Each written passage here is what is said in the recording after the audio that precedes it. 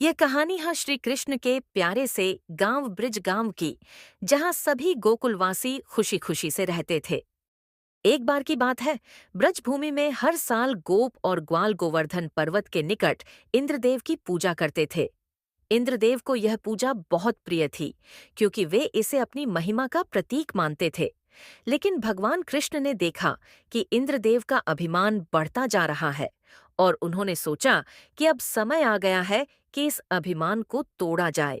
कृष्ण ने ग्वालों और गोपों को समझाया कि हमें इंद्र की पूजा करने की आवश्यकता नहीं है। हमें तो प्रकृति की पूजा करनी चाहिए, जो हमें भोजन और पानी देती है।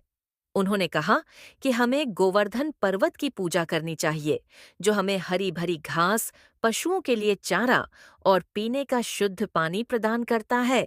सभी ग्वाल और गोप कृष्ण की बात मान गए। ग्वालों ने श्री कृष्ण से कहा कि आप सही कह रहे हो कृष्ण, अब की बार आगे से वे सभी इंद्र की पूजा न करके गोवर्धन पर्वत की पूजा किया करेंगे।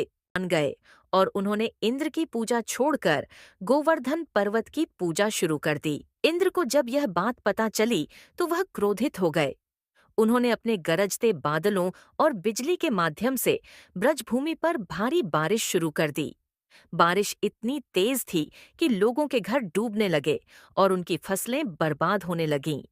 तब कृष्ण ने अपनी दिव्य शक्ति का उपयोग करते हुए गोवर्धन पर्वत को अपनी छोटी अंगुली पर उठा लिया और ब्रजवासियों को उसके नीचे आश्रय दिया। इंद्र ने 7 दिनों तक लगातार बारिश की, लेकिन कृष्ण ने पर्वत को गिरने नहीं दिया।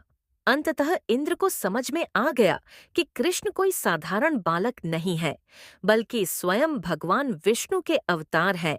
इंद्र ने अपनी गलती स्वीकार की और कृष्ण से क्षमा मांगी। कृष्ण ने उन्हें क्षमा कर दिया और इंद्र का अभिमान दूर हो गया। इसके बाद ब्रजवासी सुख शांति के साथ रहने लगे और हर साल गोवर्धन पूजा मनाने लगे। इस कहानी से यह शिक्षा मिलती है कि हमें अभिमान से दूर रहना चाहिए और हमेशा धर्म और सत्य का पालन करना चाहिए।